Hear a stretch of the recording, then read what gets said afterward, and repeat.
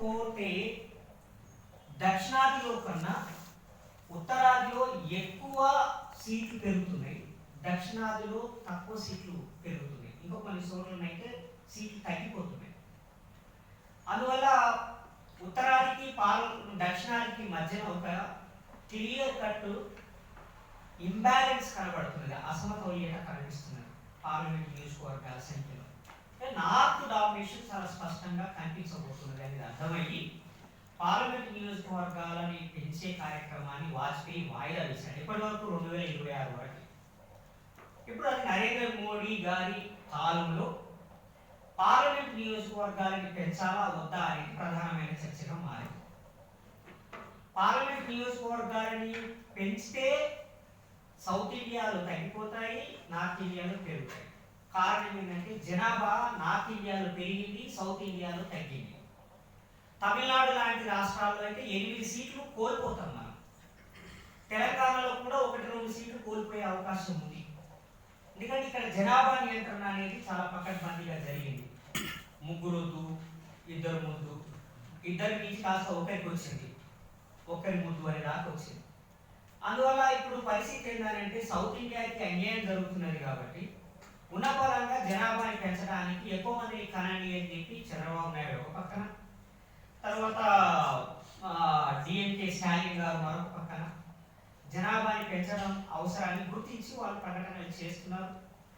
రీసెంట్గా తెలంగాణ గవర్నమెంట్ కూడా ఒక ఆలోచన చేసింది. స్థానిక ఎన్నికల్లో పోటీ చేయాలని అంటే గతంలో 2 కన్నా ఎక్కువ పిల్లలు ఉన్న వాళ్ళని అనర్హులుగా ప్రకటిస్తూ ఒక జీవో చేయడం జరిగింది. ఇప్పుడు తెలంగాణ ప్రభుత్వం దాన్ని సవరిస్తూ ఎంతమంది పిల్లలు ఉన్నా స్థానిక ఎన్నికల్లో పోటీ చేయడానికి అవకాశం ఇవ్వడానికి సిద్ధంగా ఉన్నారు. యాక్చువల్గా పిల్లలు కలిగి ఉండకూడదు అంటే 2 కంటే ఎక్కువ కలిగి ఉండకూడదు అనేది ప్రజా ప్రాతినిధ్య చట్టానికి వ్యతిరేకం. ఒక వ్యక్తి యొక్క ప్రాతినిధ్యపు హక్కుని హరించి వేయటం.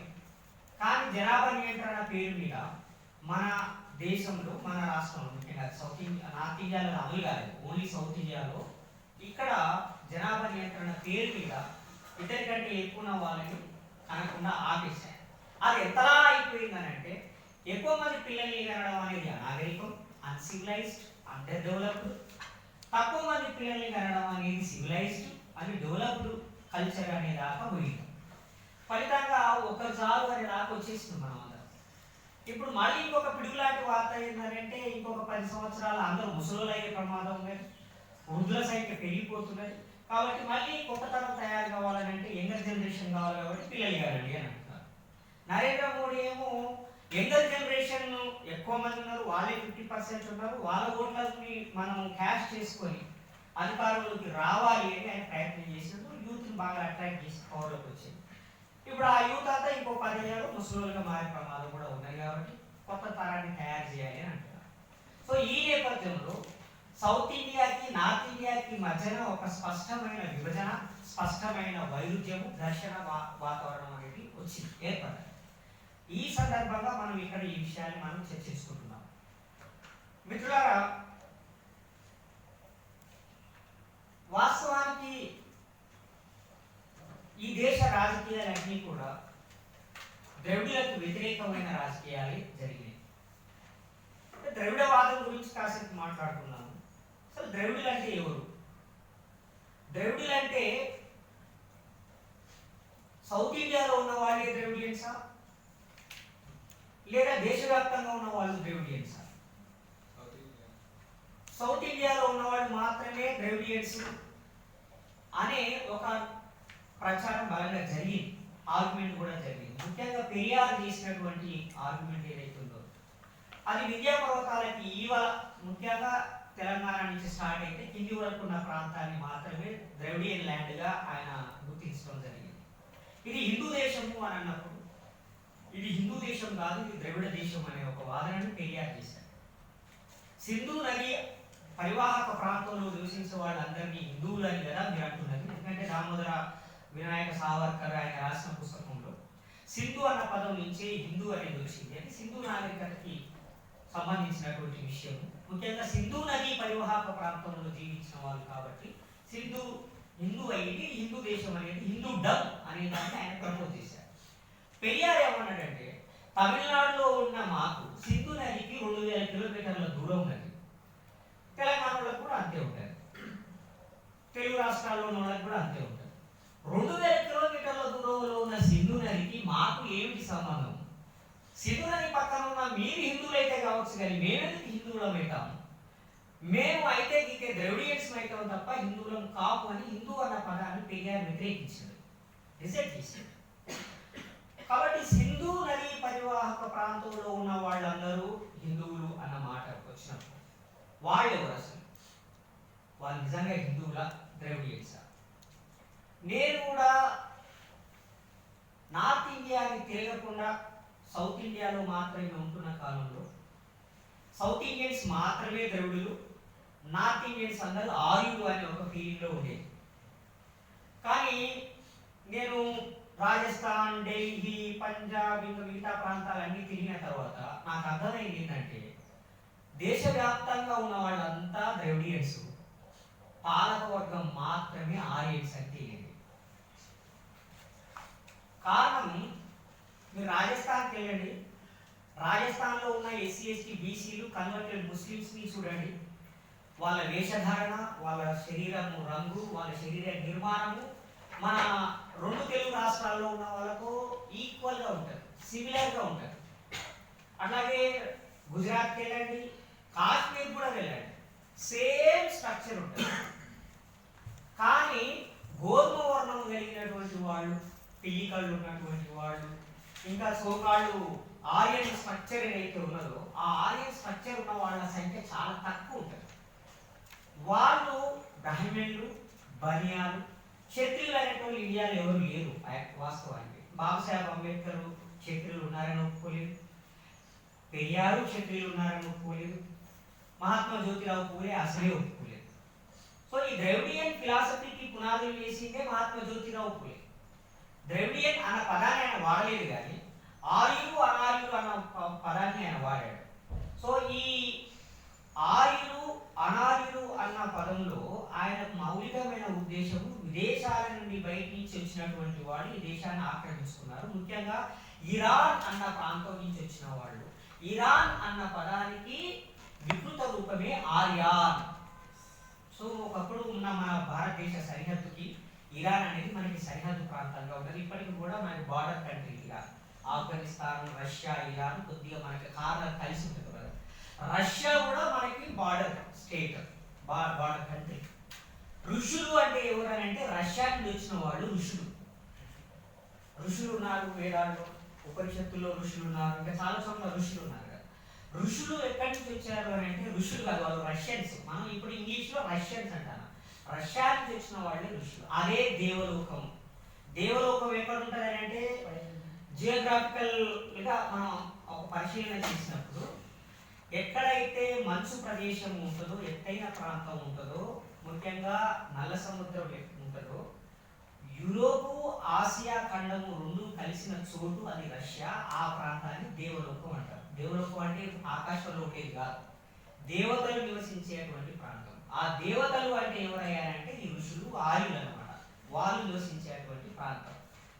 అట్లా ఈ పూలే ఆర్యన్, నాన్ ఆర్యన్ లేదా మూలవాసులు, బలిచక్రవర్తి వారసులు అనే ఒక కాన్సెప్ట్ని, భూమిపుత్రులు అనే కాన్సెప్ట్ని పూలే తీసుకున్నాడు.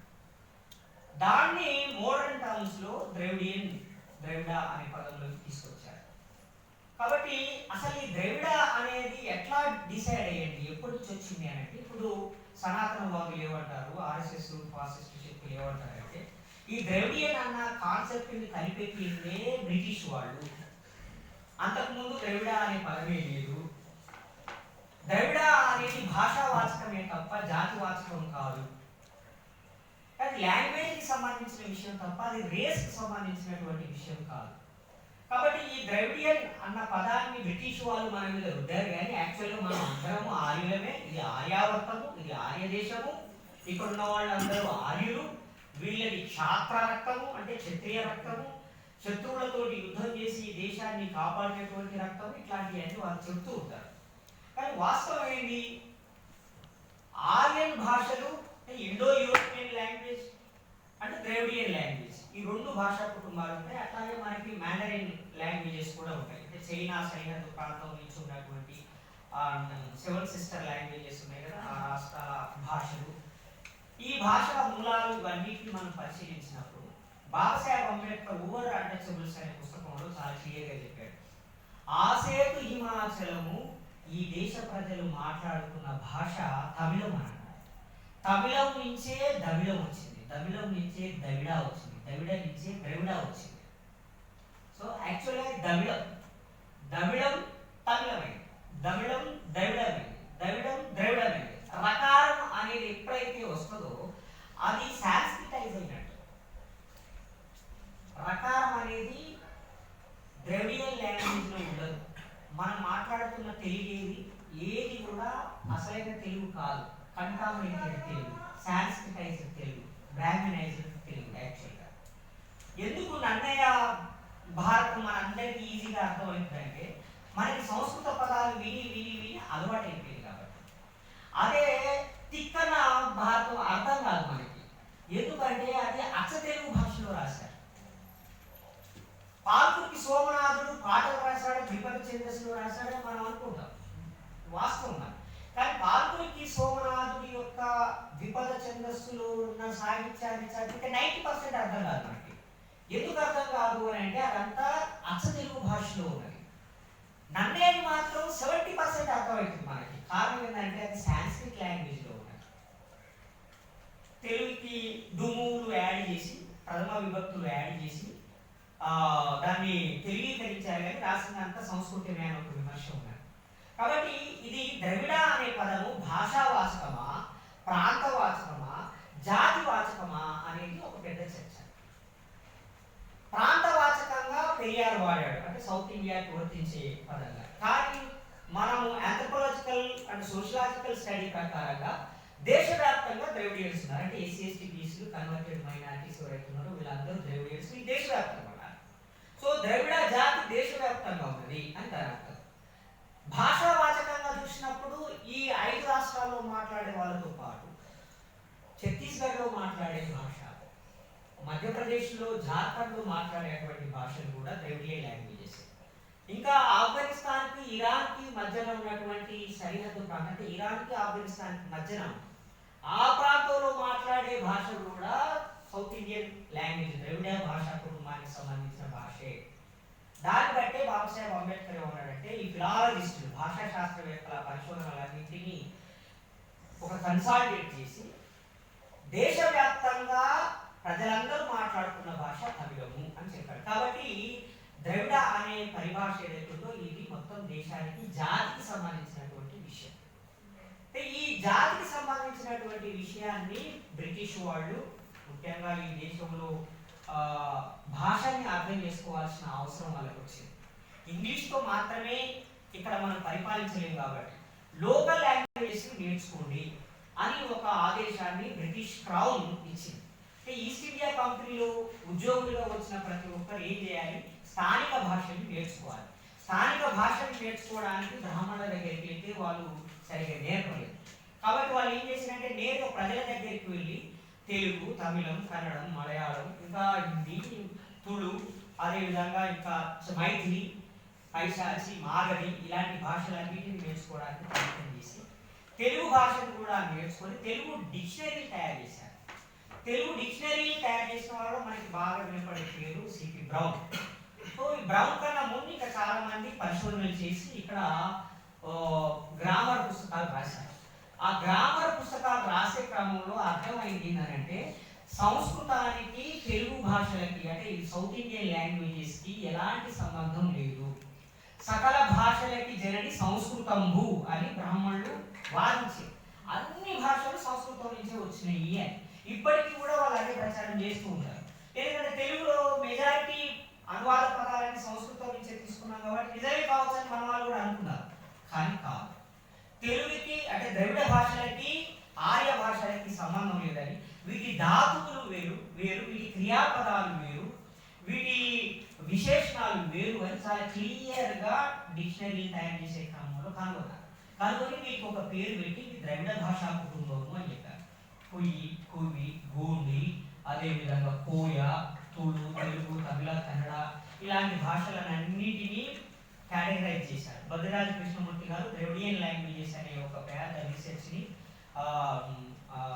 ఆక్స్ఫర్డ్ యూనివర్సిటీలోను, కేంబ్రిడ్జ్ యూనివర్సిటీలోను చేసి సరిగ్గా పుస్తకాన్ని ప్రచురించేదాకా కూడా మన వాళ్ళందరూ యాక్సెప్ట్ చేయరు. కానీ శాస్త్రీయంగా ద్రవిడ భాషలు సపరేట్ అని నిరూపించాడు.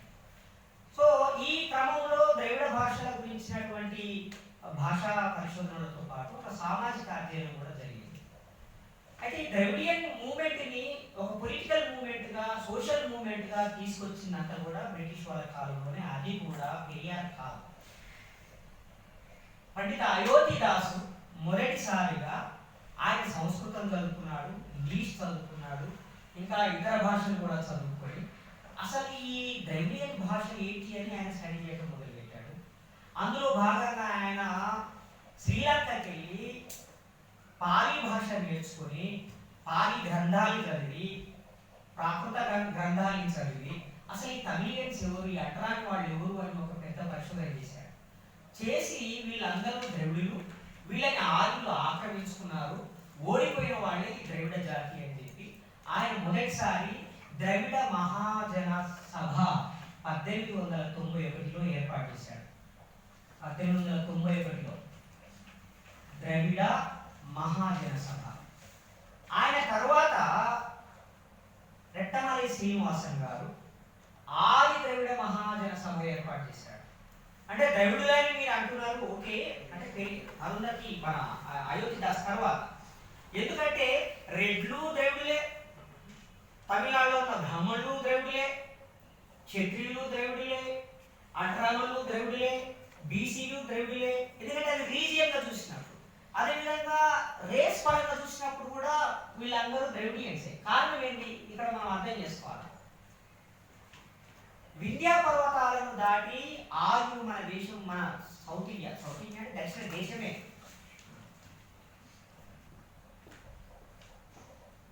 ఆర్యులు మన దేశంలోకి, మన దేశం అని అన్నాం కాసేపు, ద్రవిడ దేశంలోకి రావడానికి చాలా సమయం పట్టింది. వాళ్ళు పంచనదులు ప్రవహించే ఉత్తర భారతాన్ని జయించారు, రాజ్యాలు ఏర్పాటు చేశారు, అక్కడ పరిపాలించారు. కానీ దక్షిణాదికి రావాలంటే వింధ్యా పర్వతాలు దాటి రావాలి. వింధ్యా పర్వతాలు దాటి రాలేక అక్కడ ఆగిపోయారు చాలా సంవత్సరాల పాటు. కాబట్టి ఇక్కడ మనకి వర్ణ వ్యవస్థ లేదు, ఇక్కడ కుల వ్యవస్థ లేదు, చాలా లేట్గా స్టార్ట్ అయింది. ఇక్కడ ఎట్లా స్టార్ట్ అయింది? ఇక్కడికి వచ్చిన తర్వాత ఆర్యులు అంటే బ్రాహ్మణ్స్ ఇక్కడికి వచ్చిన తర్వాత ప్రతి తెగకి ఒక సెక్యూరిటీ ఫోర్స్ ఉంటుంది, వాళ్ళని క్షత్రులుగా గుర్తించాలి. కొంత జ్ఞానము, ఆ మంచి చెడ్డలు చెప్పి ఒక పూజారి వర్గం ఉంటుంది, వాళ్ళని బ్రాహ్మణులుగా గుర్తించాలి. వ్యవసాయం చేసేటువంటి వారు శ్రామిక వర్గము, వాళ్ళని శూద్రులుగా గుర్తించాలి అనే ఒక తెలివిని బ్రాహ్మణులు ఇక్కడికి వచ్చి రాజులకు అప్పగించారు. దానికోసం వాళ్ళు కనుగొన్న ఒక యాగం పేరే హిరణ్య గర్భ యాగం. అంటే ఒక బంగారంతో తయారు చేసిన ఒక ఆవు కడుపులో, హిరణ్య గర్భం బంగారంతో తయారు చేసిన ఒక ఆవు కడుపులో రాజు కూర్చొని బయటికి వస్తే అతను క్షత్రుడు అయిపోతాడు. పూజలు పురస్కారాలు చేసి కొద్దిగా ఆధ్యాత్మిక చింతన ఉన్న వాళ్ళని అదే హిరణ్య గర్భంలో కూర్చొని బయటికి తీసి నువ్వు బ్రాహ్మణుడికి పో అన్నాడు. వ్యవసాయం చేసే వాళ్ళందరినీ కోమట్లు పో అని అన్నాడు. అందుకే దక్షిణాది కోమట్లకి ఉత్తరాది కోమట్లకి స్పష్టమైన తేడా ఉంటుంది. ఉత్తరాది కోమట్లు ఏ ఊరికైనా పోలు నల్లగానే ఉంటారు. ఆయన కోడాయన అని చెబితే తప్ప ఆయన మాదిగాయనో మారాయనో సుగరాయనో తెలియదు. ఎందుకంటే ఇక్కడ అందరు కోమట్లు నల్లగానే ఉంటారు. నల్ల కోమటోళ్ళు, కర్రె కోమటోళ్ళు అని అంటారు కదా. ఎందుకు? వీళ్ళు నేటివ్ పీపుల్ ఇక్కడ. అదే మనకి గుజరాత్ కోమటోళ్ళు లేదా ఉత్తరాది కోమటోళ్ళు అందరూ గోధుమ వర్ణంలో ఉంటారు. వాళ్ళు చాలా క్లియర్గా తెలుస్తారు వాళ్ళు. అందుకని ఇక్కడ కోమటోళ్ళని వైశ్యులుగా అప్గ్రేడ్ చేశారు. ఇక్కడ ఉన్నటువంటి వివిధ తెగలకు సంబంధించిన రాజులని క్షత్రియులుగా అప్గ్రేడ్ చేశారు. కొద్దిగా పూజా పురస్కారాలు చేసి ఆధ్యాత్మిక చింతన చేసే వర్గాన్ని బ్రాహ్మణులుగా గుర్తించారు. అందుకని దక్షిణాది బ్రాహ్మణులకి ఉత్తరాది బ్రాహ్మణులకి క్లియర్ కట్ ఘర్షణ ఉంటుంది. తమిళ బ్రాహ్మణ్స్, నార్త్ బ్రాహ్మణ్స్ కొట్లాడుతూనే ఉంటారు. ఒరిజినల్ బ్రాహ్మణ్స్ మేమని వాళ్ళు అంటారు, మీకు తెలియలేదురా మేమే ఒరిజినల్ బ్రాహ్మణ్స్ అని వీళ్ళు అంటారు. సో ఈ బ్రాహ్మణ్స్ మధ్యలో కూడా వైరుధ్యం ఉన్నది. బాబాసాహెబ్ అంబేద్కర్ బ్రాహ్మణులు అందరూ ఒకటి కాదు, అందులో 102 తెగలు ఉన్నాయని చెప్పి బాబాసాహెబ్ అంబేద్కర్ చాలా క్లియర్గా రాశారు. తమిళ బ్రాహ్మణులు వేరే, కేరళ బ్రాహ్మణులు వేరే, అదేవిధంగా కర్ణాటక బ్రాహ్మణ్స్ వేరే, వెస్ట్ బెంగాల్ బ్రాహ్మణ్స్ వేరే. సో బ్రాహ్మణుల మధ్యన కూడా తేడా ఉన్నప్పుడు దక్షిణాది బ్రాహ్మణులు లోకల్ పీపుల్, వాళ్ళు ఏమి బయట నుంచి వచ్చినటువంటి వాళ్ళు కాదు, వీళ్ళని అప్గ్రేడ్ చేశారు. అందుకని మన రెట్టమలే శ్రీనివాసం గారు ఏమన్నారంటే, అందరూ ద్రవిడులే అని అంటే మా అంటరాని వాళ్ళని ఆక్రమించింది ఎవరు, మా అంటరాని వాళ్ళకి అన్యాయం చేసింది ఎవరు, కాబట్టి అసలైన భూమిపుత్రులము మేము, మీరందరూ రావడానికన్నా ముందు నుండి ఉన్న వాళ్ళం మేము. అందుకని ఆది ద్రవిడ ఉద్యమాన్ని మొదలుపెట్టాడు రెట్టమలే శ్రీనివాస గారు. అదేవిధంగా ఆది ఆంధ్ర ఉద్యమం మన ఆంధ్ర ప్రాంతంలో వచ్చింది, ఆది కన్నడ ఉద్యమం కర్ణాటకలో వచ్చింది, ఆది ద్రావిడ నుంచి ఆది తమిళారు వాదన కూడా మన తమిళనాడులో వచ్చింది. అంటే ఆది మేమే మూలము, మేమే మొదటి వాళ్ళము అనే ఒక వాదనని మన వాళ్ళు తీసుకొచ్చారు. అయితే ఈ క్రమంలో మనం కొన్ని విషయాలు ఆలోచించాలి. రాజకీయంగా ఇది ఎప్పుడు మారింది? బ్రిటిష్ వాళ్ళు బాధ్యతాయుతమైన ప్రభుత్వాన్ని ఏర్పాటు చేయాలని నిర్ణయించారు. ముఖ్యంగా బ్రిటిష్ ఇంపీరియల్ గవర్నమెంట్ ఏం చేసిందని అంటే బాధ్యతాయుతమైన ప్రభుత్వాన్ని ఇక్కడ ఏర్పాటు చేయాలి. ఈస్ట్ ఇండియా కంపెనీ రెండో పానిపట్టు యుద్ధం తర్వాత, అంటే 1557లో జరిగిన రెండో పానిపట్టు యుద్ధం తర్వాత క్రమంగా భారతదేశాన్ని కంట్రోల్లోకి తీసుకోవడం మొదలైంది. 1773 వచ్చేటప్పటికల్లా ఒక పెద్ద భూభాగాన్ని నేరుగా ఈస్ట్ ఇండియా కంపెనీ కంట్రోల్ చేయడం మొదలైంది. ఈస్ట్ ఇండియా కంపెనీని కంట్రోల్ చేయడానికి ఒక చార్టర్ చట్టాన్ని తయారు చేసింది బ్రిటిష్ ప్రభుత్వం. ఆ చార్టర్ చట్టమే 1773. 1773 చార్టర్ చట్టం ప్రకారంగా ఒక బాధ్యతాయుతమైన పరిపాలనని ఇక్కడ చేయడం మొదలైంది. ఆ తర్వాత అది 1813 దాకా వచ్చింది. 1813 చార్టర్ చట్టం ఏం చెప్తుంది? ఇక్కడ విద్యా వ్యాప్తి కోసము ఈస్ట్ ఇండియా కంపెనీ ప్రయత్నం చేయాలి. ఈస్ట్ ఇండియా కంపెనీ లాభాల్లో కొద్ది భాగాన్ని ఇక్కడ విద్యా వ్యాప్తికి, అదేవిధంగా మిషనరీ వర్క్కి కేటాయించాలి. స్కూళ్ళు పెట్టాలి. స్కూల్స్లో పుస్తకాలు ఈస్ట్ ఇండియా కంపెనీ ఇవ్వాలి. స్కూల్స్లో పనిచేసే టీచర్స్కి ఈస్ట్ ఇండియా కంపెనీ జీతాలు ఇవ్వాలి. ఇట్లాంటి కొన్ని పారామీటర్స్ పెట్టింది. అంటే చట్టం ముందు అందరూ సమానులే, వాళ్ళందరికీ ఉచిత విద్యను అందించే ఒక బాధ్యతను ఈస్ట్ ఇండియా కంపెనీకి 1813 చార్టర్ చట్టం ప్రకారంగా తీసుకొచ్చారు. ఆ స్కూల్స్లో చదువుకున్న వాళ్ళు ఎవరు అనే లెక్క 1871లో తీశారు. ఇక్కడ 1871 జనాభా లెక్కలు తీశారు.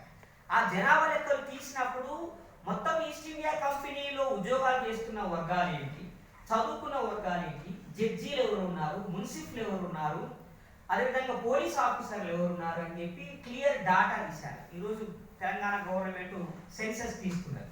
ఈ సెన్సస్లో ఇవన్నీ విషయాలు ఉన్నాయి. అట్లాగే east India company British government 1871లో, మీకు ఇక్కడ క్లియర్ తెలుసు కదా, 1857 వరకు మాత్రమే ఈస్ట్ ఇండియా కంపెనీ పరిపాలన ఉంది. 1857 తర్వాత నేరుగా బ్రిటిష్ ప్రభుత్వం పరిపాలించడం అనేది మొదలైంది. సో ఈ 1871 జనాభా లెక్కలు తీసినప్పుడు 85% ఎబో ఉద్యోగాలన్నీ కూడా బ్రాహ్మణుల చేతుల్లో ఉన్నాయి. వాళ్ళ జనాభా మద్రాస్ ప్రెసిడెన్సీలో ఎంత ఉన్నది అంటే 3.5% మాత్రమే ఉన్నారు. బ్రాహ్మణులు సింగిల్ కమ్యూనిటీ ఓన్లీ 3.5% ఉన్నారు. కానీ వాళ్ళు ఉద్యోగాలు అన్నింటిలో 85% ఉన్నారు. ఇంకా హైకోర్టు జడ్జీలు, జిల్లా కోర్టు జడ్జీల్లో 100% వాళ్ళే ఉన్నారు. ముస్లింలు ఉన్నా కూడా వాళ్ళ సంఖ్య తక్కువ, 3, 4, 5 కంటే ఎక్కువ లేదు. యూరోపియన్స్, ఇండియన్ క్రిస్టియన్స్, అంటే ఆంగ్లో ఇండియన్స్ కూడా 5, 7 కంటే ఎక్కువ లేరు. ఇక బీసీల విషయం మర్చిపోండి, బీసీలు లేరు, ఎస్సీలు అసలు కేటగిరీలోనే లేరు, చర్చలోనే లేరు. అందుకని 1871 నుంచి 1911 జనాభా లెక్కల వరకు చూస్తే మొత్తం ఈస్ట్ ఇండియా కంపెనీని కంట్రోల్ చేస్తున్నది మొత్తము బ్రాహ్మణ వర్గమే అనే విషయం అర్థమైంది. ఆ విషయాన్ని గ్రహించినటువంటి బ్రిటిష్ వాళ్ళు జాగ్రత్తలు పడాలి అని వాళ్ళు ముందే అనుకున్నారు. యాక్చువల్గా 1857లో ఒక ఆర్డర్ ఇచ్చింది ఈస్ట్ ఇండియా కంపెనీ. ఏమన్నది అంటే single community, order 55, single community east India కంపెనీని ఆపరేట్ చేయకుండా చూడండి. అన్ని మతాలు, అన్ని వర్గాల వాళ్ళు ఈస్ట్ ఇండియా కంపెనీ ఉద్యోగాల్లోకి వచ్చేటట్టుగా జాగ్రత్తలు తీసుకోండి. ఎందుకంటే ఒక్క బ్రాహ్మణ వర్గం మీదనే మనం డిపెండ్ అయితే వాళ్ళు తిరుగుబాటు చేస్తే మనము మన ప్రభుత్వాన్ని కోల్పోయే ప్రమాదం వస్తుంది, రాజ్యాన్ని కోల్పోయే ప్రమాదం వస్తుంది. కాబట్టి అందరికీ అవకాశాలు ఇవ్వాలి అని ఒక సర్క్యులర్, ఇంటర్నల్ సర్క్యులర్ జారీ చేశారు. అయినా కూడా చదువుకున్న వాళ్ళ సంఖ్య మన వర్గాల నుంచి తక్కువ ఉన్నది, మన వాళ్ళు ఎలిజిబుల్గా లేరు. అప్పటికే మొత్తము వ్యవస్థనంతా బ్రాహ్మణ వర్గాలు ఆక్రమించేసాయి. రాజా రామ్మోహన్ రాయ్ గురించి మీకు తెలుసు, ఆయన రీఫార్మర్గా మనం చెప్పుకుంటాం. ఆయన ICS officer, Indian civil servant, ఆయన అంటే కలెక్టర్ ఆ రోజుల్లో. ఇప్పుడుంటే మనం ప్రిన్సిపల్ సెక్రటరీ స్థాయి లాంటి వాడు. సో ఆ రోజుల్లోనే బ్రాహ్మణ వర్గాలంతా ఆ స్థాయికి వేరు కాబట్టి కింది నుంచి మన వాళ్ళని ఎవరిని రానియకుండా ఆపేశారు. విద్యారంగంలో మనం ముందు పడకపోతే మనము అభివృద్ధి చెందలేము కాబట్టి చాలా జాతులు అనేవి స్వచ్ఛందంగా వాళ్లే స్కూల్స్ ఏర్పాటు చేసుకొని చదువులు చెప్పించే పని మొదలు పెట్టారు. అందులో భాగంగా మనకి 1860 నుంచి అన్ని ప్రాంతాల్లో స్కూల్స్ ఏర్పాటు చేయడం అనేది స్టార్ట్ అయింది. మనకి సౌత్ ఇండియాలో కూడా, ఉదాహరణ హైదరాబాద్ స్టేట్లో కూడా నిజాం రాజు ఇక్కడ స్కూల్స్ ఏర్పాటు చేశాడు. కర్ణాటకలో మైసూరు రాజు స్కూల్స్ ఏర్పాటు చేశాడు. నమో శూద్ర ఉద్యమం 1860 నుంచే వెస్ట్ బెంగాల్లో, ముఖ్యంగా అవిభాజ్య బెంగాల్లో స్కూల్స్ ఏర్పాటు చేశారు. వాళ్ళే సొంతంగా డబ్బులు ఖర్చు పెట్టుకొని స్కూల్స్ పెట్టుకొని చదువుకోవడం మీద దృష్టి పెట్టారు. సో అయినా కూడా అడ్మినిస్ట్రేషన్ రంగంలోకి మన వాళ్ళని రానివ్వలేదు, అంటే ఆ ఈ కింది కులాల వాళ్ళని రానివ్వలేదు. మద్రాస్ ప్రెసిడెన్సీలో అది చాలా ఎక్కువైంది. తర్వాత ఏమైందంటే 1909లో మింటో మార్లే రీఫార్మ్స్ వచ్చాయి. మింటో మార్లే రీఫార్మ్స్ ఏం చెప్పాయి? పార్షియల్ రెస్పాన్సిబుల్ గవర్నమెంట్ని ఏర్పాటు చేయాలి, బాధ్యతాయుతమైన పాక్షిక ప్రభుత్వాన్ని ఏర్పాటు చేయాలి. అది కూడా ద్వంద్వ ప్రభుత్వాలు. ద్వంద్వ ప్రభుత్వాలు అని అంటే బ్రిటిష్ వాళ్ళు రాజులుగానే ఉంటారు, మనల్ని పరిపాలిస్తూనే ఉంటారు, కానీ ఇండియన్స్ గవర్నమెంట్ ఫామ్ చేసి వాళ్ళని వాళ్ళు పరిపాలించుకుంటారు. హోమ్ రూల్ ఉద్యమం అని అన్నారు. అనిబిసెంట్ ప్రారంభించినటువంటి హోమ్ రూల్ ఉద్యమం అదంటే బ్రిటిష్ వాళ్ళ కింద ఎంత మాత్రము ఈ ఇండియన్స్ ఉండడానికి వీలేదు, వాళ్ళని వాళ్ళు పరిపాలించుకోవడానికి తగిన శక్తి సామర్థ్యాలు వాళ్ళకు వచ్చాయి. కాబట్టి హోమ్ రూల్ వాళ్ళకి ఇచ్చేయాలంటే వాళ్ళని వాళ్ళే పరిపాలించుకునే హక్కులు ఇవ్వాలి అనేది అనిబిసెంట్ స్టార్ట్ చేసింది. అనిబిసెంట్తో ఇన్ఫ్లుయెన్స్ అయినటువంటి ఎలైట్ బ్రాహ్మణికల్ సెక్షన్స్ ఏవైతే ఉన్నాయో వాళ్ళందరూ కూడా హోమ్ రూల్ ఉద్యమంలో పాల్గొన్నారు. కానీ ఆ హోమ్ రూల్ ఉద్యమాన్ని అంటరాని వాళ్ళు బీసీలు వ్యతిరేకించారు. ఎందుకంటే ఒకవేళ బ్రిటిష్ వాళ్ళే కనుక వెళ్ళిపోతే ఆ అధికారం బ్రాహ్మణ వర్గాలకే పోతే తప్ప మాకు రాదు, ఎందుకంటే మేము ఇంకా అంత ఎక్విప్ కాలేదు, అంత ఎలిజిబుల్ కాలేదు అనేది మన వాళ్ళ వాదన, కింది కులాల వాళ్ళ. సో 1909లో వచ్చినటువంటి మింటో మార్లే రీఫార్మ్స్ ఏం చేసినాయి అంటే ఒక కలోనియల్ డెమోక్రసీని ఇక్కడ స్టార్ట్ చేసినాయి. కలోనియల్ డెమోక్రసీ అంటే ముందు మున్సిపాలిటీని ఏర్పాటు చేశారు వాళ్ళు. 1861 చార్టర్ చట్టం ప్రకారంగా ఇక్కడ మున్సిపాలిటీలను ఏర్పాటు చేశారు, దానికి కౌన్సిల్స్ ఏర్పాటు చేశారు. ఆ రకంగా మొదటి కౌన్సిలర్ మన తరఫున ఎన్నికైన వ్యక్తి మహాత్మా జ్యోతిరావు ఫులే పూనా మున్సిపాలిటీలో. అది కూడా నామినేటెడ్ ఎన్నికలు జరిగినాయి కావాలి. అంటే ఇక్కడ నామినేషన్ పద్ధతుల ద్వారా గవర్నింగ్ బాడీస్ ఏర్పాటు చేయడము స్టార్ట్ అయ్యింది. ఈ గవర్నింగ్ బాడీస్ ఏం చేయాలంటే ఆ మున్సిపాలిటీల నుంచి కలెక్ట్ చేసిన రెవెన్యూ, ఆ మున్సిపాలిటీల నిర్వహణ కోసం అవుతున్న ఖర్చు, వాటిని ఒక బడ్జెట్ రూపంలో ప్రవేశపెట్టడము, స్థానికంగా అభివృద్ధి కార్యక్రమాలు నిర్వహించుకోవడం వరకు మాత్రమే దానికి పరిమితులు ఉన్నాయి. లిమిటెడ్ పవర్స్ మాత్రమే ఉన్నాయి. ఓటింగ్ సిస్టమ్ లేదు, అది నామినేటెడ్. కానీ 1909 ఏం చేసిందంటే కొన్ని కాన్స్టిట్యున్సీలు క్రియేట్ చేసి ఓట్లు వేసుకోవడం ద్వారా ప్రభుత్వాన్ని ఏర్పాటు చేయాలనేది స్టార్ట్ అయింది. మీరు గుర్తుపెట్టుకోండి, కమ్యూనల్ రిప్రజెంటేషన్. దాంట్లో ప్రధానమైనది ఏంటి అని అంటే చదువుకున్న వాళ్ళకి, అదేవిధంగా ఆస్తి ఉన్న వాళ్ళకి, పన్ను కట్టగలిగిన వాళ్ళకి మాత్రమే ఓటు వేసే అధికారం ఉన్నది. అదేవిధంగా వ్యాపార వర్గాలకు సంబంధించిన ఆర్గనైజేషన్స్కి ఓటు హక్కు. ఉదాహరణకి ఇప్పుడు దాన్ని ఏమంటారు, ఆశాచోము, ఫిక్కీ, డిక్కీ ఇట్లాంటి ఇండస్ట్రియలిస్టుల వ్యాపార వర్గాల యొక్క ఆర్గనైజేషన్స్ ఉన్నాయి కదా, వాటికి రిప్రజెంట్ చేసే వాళ్ళకి మాత్రమే ఓటు హక్కు ఉన్నది. కాబట్టి వేల సంవత్సరాలుగా చదువుకున్న వాళ్ళు ఎవరు బ్రాహ్మణులే కాబట్టి మెజారిటీ ఓట్లు బ్రాహ్మణులే ఉన్నాయి. ఆ తర్వాత ఆస్తి ఉన్న వాళ్ళు ఎవరైనా అంటే సంస్థానాధీశులు ఉన్నారు, భూస్వాములు ఉన్నారు, జమీందారులు ఉన్నారు. వీళ్ళు ఎక్కువ సంఖ్యలో ఉన్నారు జమీందారులు, భూస్వాములుగా. కానీ వీళ్ళకంటే ఎక్కువ సంఖ్యలో చదువుకున్న వాళ్ళు ఎవరు ఉన్నారు? బ్రాహ్మణులు ఉన్నారు. చదువుకున్న వాళ్ళకి ఓటు హక్కు, ఆస్తి కలిగిన వాళ్ళకి ఓటు హక్కు, పన్ను కట్టగలిగిన వాళ్ళకి ఓటు హక్కు. కానీ చదువుకున్న వాళ్ళ సంఖ్య ఎక్కువ ఉంది కాబట్టి 1909 ప్రకారంగా ఏర్పడ్డ అసెంబ్లీలు, ప్రావిన్షియల్ అసెంబ్లీస్ అన్నిటినీ బ్రాహ్మణులే గెలుచుకున్నారు. దేశంలో 8 ప్రావిన్సులు ఉంటే 8 అసెంబ్లీలు, ఒక సెంట్రల్ ప్రావిన్స్ ఉంటే, సెంట్రల్ లెజిస్లేచర్ అంటే పార్లమెంట్ లాంటిది ఉంటే వాటిని మొత్తం బ్రాహ్మణ వర్గాలే గెలుచుకున్నారు. ప్రభుత్వాలను వాళ్ళు ఏర్పాటు చేశారు. పాకిస్తాన్ విడిపోలేదు, బంగ్లాదేశ్ విడిపోలేదు. అప్పటికి ముస్లింల జనాభా 50% ఉంది.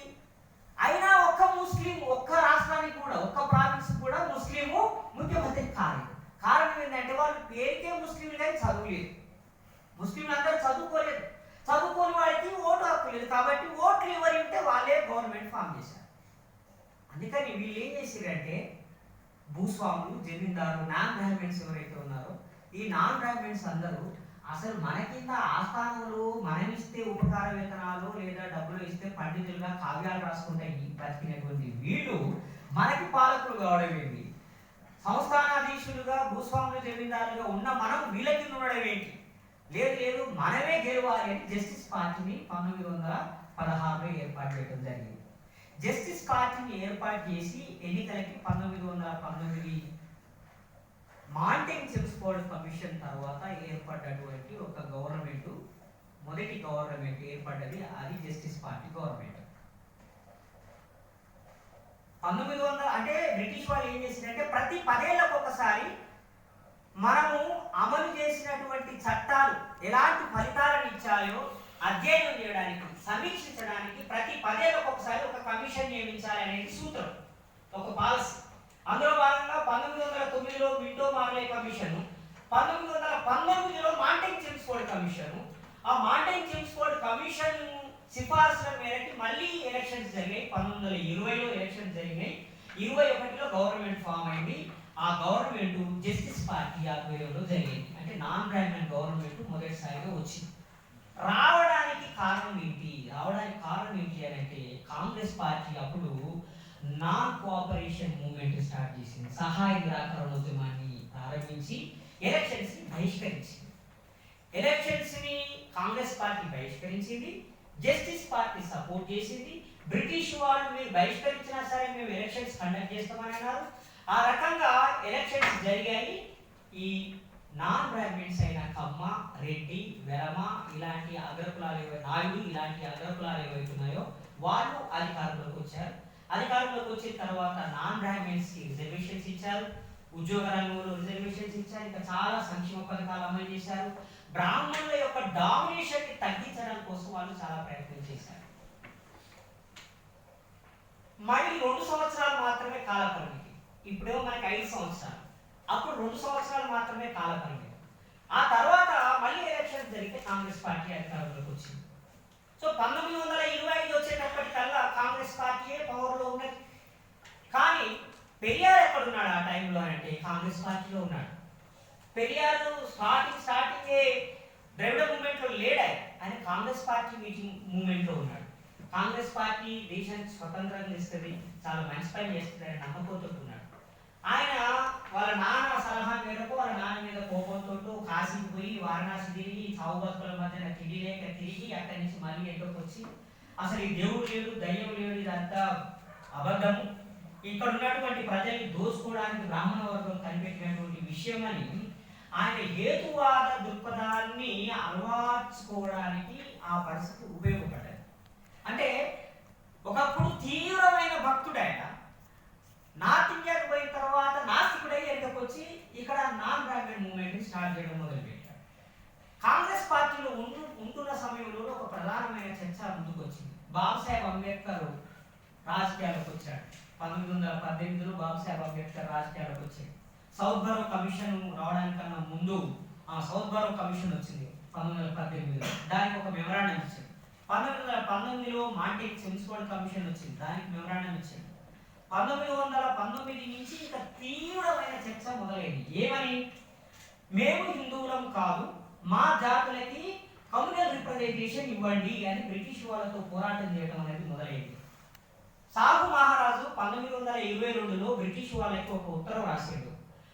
కానిస్టేబుల్ నుండి మొదలుకుంటే హైకోర్టు జడ్జిల వరకు చిన్న మున్సిపు అంటే చిన్న ఎంఆర్ఓ ఆఫీస్ తహసీల్దార్ కార్యాలయంలో పనిచేసే అటెండర్ నుంచి కలెక్టరేట్ వరకు అందరూ బ్రాహ్మణులే ఉన్నారు. పోలీస్ డిపార్ట్మెంట్లో, మిలిటరీ డిపార్ట్మెంట్లో అన్ని చోట్ల బ్రాహ్మణులే ఉన్నారు. వీళ్ళు తిరుగుబాటు చేస్తే మీ రాజ్యమే పోతుంది. కాబట్టి కమ్యూనల్ రిప్రజెంటేషన్ అందరికీ ఇవ్వండి. ముస్లింలకు ఇచ్చినట్టుగానే, ఆంగ్లో ఇండియన్లకు ఇచ్చినట్టుగానే, ఇండియన్ క్రిస్టియన్లకు ఇచ్చినట్టుగానే మిగతా వాళ్ళకు కూడా ఇవ్వండి అని సాహు మహారాజు డిమాండ్ చేయడం జరిగింది. బాబాసాహెబ్ అంబేద్కర్ ఒకవైపు, సాహు మహారాజు ఒకవైపు ఈ క్యాస్ట్ అనే దాన్ని చాలా సీరియస్గా చర్చకు పెడుతున్నారు. తమిళనాడులో రాజాజీ చాలా సీరియస్గా పాలిటిక్స్లోకి వచ్చాడు. సీరియస్గా రాజాజీ కేంద్రంగా రాజకీయాలు జరుగుతున్నప్పుడు కాంగ్రెస్ పార్టీలో ఒక అసమ్మతి వర్గ నాయకుడిగా పెరియార్ ఎదిగాడు. ఆయన ఏమన్నాడంటే, నాన్ బ్రాహ్మణ్స్ కి న్యాయం చేయడానికి సామాజిక న్యాయ సూత్రాన్ని కాంగ్రెస్ పార్టీ పాటిస్తుందా పాటించదా అది స్పష్టం చేయండి. కాంగ్రెస్ పార్టీలో రెండు వర్గాలు ఆ రోజుల్లో, సంస్కరణవాద వర్గం ఒకటి, అతివాద వర్గం, మితవాద వర్గం అని మనకి సోఫిస్టికేటెడ్ లాంగ్వేజ్ చెప్తారు కదా. ఒరిజినల్ గా దాన్ని ఇంకా కొద్దిగా స్పష్టంగా చెప్తే బ్రాహ్మణాధిపత్యాన్ని అంగీకరించే వర్గము, బ్రాహ్మణాధిపత్యాన్ని తిరస్కరించే వర్గము, ఈ రెండు వర్గాలు ఘర్షణ పడుతున్నాయి అక్కడ. సో ఆ ఘర్షణలో పెరియారు ఈ కాంగ్రెస్ పార్టీలో ఉన్న మన వర్గాల తరఫున, అణగారిన వర్గాల తరఫున మాట్లాడడం మొదలుపెట్టాడు. అట్లాగే గాంధీ యొక్క స్టాండ్ని వ్యతిరేకించడం మొదలుపెట్టాడు. అంటే మారుతుందేమో, అణగారిన వర్గాలకి అనుకూలంగా మారుతుందేమో కాంగ్రెస్ పార్టీ అని పెరియార్ చాలా కాలం వెయిట్ చేశాడు. చివరికి మధ్యాహ్న భోజన పథకాన్ని కాంగ్రెస్ గవర్నమెంట్ అమలు చేస్తే మద్రాసులో సవర్ణ కులాల పిల్లలకి సపరేట్గా, అంటురాని కులాల పిల్లలకి, బీసీ కులాల పిల్లలకి విడిగా కూర్చుండబెట్టి భోజనం ఏర్పాటు చేయడం అనేది జరిగింది. దాన్ని పెరియార్ చాలా తీవ్రంగా వ్యతిరేకించి అందులోంచి బయటకు రావడం జరిగింది. అదేవిధంగా అదే సమయంలో వైకోం టెంపుల్ పోరాటం జరిగింది. వైకోం టెంపుల్ అంటే త్రివేంద్రం ఉంది కదా, త్రివేంద్రంలో ఉన్నటువంటి ఆ సంస్థానంలో ఉన్న దేవాలయ రోడ్లని వాడుకోవడానికి జరిగినటువంటి పోరాటం. ఆ పోరాటాన్ని ప్రజలే స్వచ్ఛందంగా ప్రారంభించారు, శూద్రులు ముఖ్యంగా. ఎస్సీల పోరాటం కాదు. చాలా మంది అదేవిధంగా మెయిన్ స్ట్రీమ్ మీడియా ఏం చెప్తుందని అంటే వైకోం టెంపుల్ పోరాటం అంటరానుల పోరాటం, అస్పృశ్య పోరాటంలో అస్పృశ్యులకు సంబంధించిన పోరాటం కాదు, అది బీసీల పోరాటం. బీసీలకే ఆ రోడ్డు మీద నడిచే అధికారం లేదు, అది గుడిలోకి వెళ్ళేటువంటి రోడ్డు. మీరు బీసీలు అంటే శూద్రులు ఆ రోడ్డు మీద నడిస్తే దేవుడు మైలబడిపోతాడు, కాబట్టి ఆ రోడ్డు మీద నడవడానికి వీల్లేదు. వీళ్ళు పొలాల్లోకి పోవాలంటే 3 కిలోమీటర్ల చుట్టూ తిరిగిపోవాల్సి వస్తుంది. కాబట్టి మా పొలాల్లోకి వెళ్ళి వ్యవసాయం చేసుకోవడానికి ఈ రోడ్డు మీద నుంచి వెళ్ళే అవకాశం కల్పించండి అని చెప్పి ఒక పోరాటం చేస్తే త్రివేంద్రంలో ఉన్నటువంటి బ్రాహ్మణులందరూ చాలా తీవ్రంగా, నమూదిరి బ్రాహ్మణులు తీవ్రంగా వ్యతిరేకించి, దాంతో ఆ పోరాటానికి నాయకత్వం వహించాల్సిందిగా పెరియార్ని ఆహ్వానించి అక్కడి ప్రజలకు ఉత్తరాలు రాస్తే పెరియార్ అక్కడికి వెళ్ళి దాన్ని ఇంటెన్సిఫై చేశాడు. వేలాది మందితోటి ఆ వైకోం టెంపుల్ పక్కనే బహిరంగ సభ పెట్టి ఫోర్స్ఫుల్ గా అందులోంచి నడవడానికి ప్రయత్నం చేసినప్పుడు వాళ్ళు ఏం చేశారంటే పెరియార్ని చంపడానికి శత్రు సంహార యాగం చేశారు. త్రివేంద్రం ట్రావెన్కోర్ రాజు దగ్గరికి వెళ్ళి, ఆయన కూడా బ్రాహ్మణుడే, రాజు దగ్గరికి వెళ్ళి, రాజా ఈ ఉపద్రవాన్ని మనం ఆపాలి, శత్రువుని సంహరించాలి అంటే పెరియార్ని చంపాలి, కాబట్టి మనము శత్రు సంహార యాగం చేద్దాము, దానికి ఇంత ఖర్చు అవుతుందంటే ఎంత ఖర్చు అయినా పర్వాలేదు మీరు చేయండి అని అన్నారు. వాళ్ళు చేశారు. ఆయన దురదృష్టం ట్రావెన్కోర్ మహారాజు చచ్చిపోయాడు. పెరియార్ని చంపుదామని మొదలుపెట్టిన యాగం మూలంగా రాజు చచ్చిపోవడంతో రాణిగారు గాబరపడ్డారు. రాణిగారు భయపడిపోయి గాంధీ గారికి ఉత్తరం రాసి గాంధీ గారిని పిలిపించారు. అయ్యా ఇక్కడ చాలా పెద్ద ప్రమాదం జరుగుతుంది, ధర్మానికి వ్యతిరేకంగా నా ధర్మం 4 పాదాల మీద నడవాలి, కానీ ఇక్కడ మన వర్ణ ధర్మం చాలా ప్రమాదంలో పడిపోయింది, సనాతన ధర్మం ప్రమాదంలో పడిపోయింది, మీరే వచ్చి రక్షించండి అంటే గాంధీ గారు బయలుదేరి వచ్చారు. ఆయన ఏం చేసిండు, ఈ అస్పృశ్య సోకాల్డ్ అస్పృశ్యులు అంటే అస్పృశ్యులు కాదు, బీసీ అన్టచబుల్స్, అక్కడ బీసీలని పిలిపించి కాంగ్రెస్ పార్టీ మీకు వ్యతిరేకం కాదు, మీకోసమే ఉన్నది, నేను రాజుగారితో మాట్లాడతా, మీరు అప్పటిదాకా మీ సత్యాగ్రహాన్ని ఆపండి. సత్యాగ్రహం ఏంటిది, ఎంత గొప్పదని అంటే ఆల్మోస్ట్ 6 నెలల పాటు కంటిన్యూస్గా ఉద్యమం నడుస్తున్నది. సత్యాగ్రహం కూర్చున్న వాళ్ళని తీసుకొని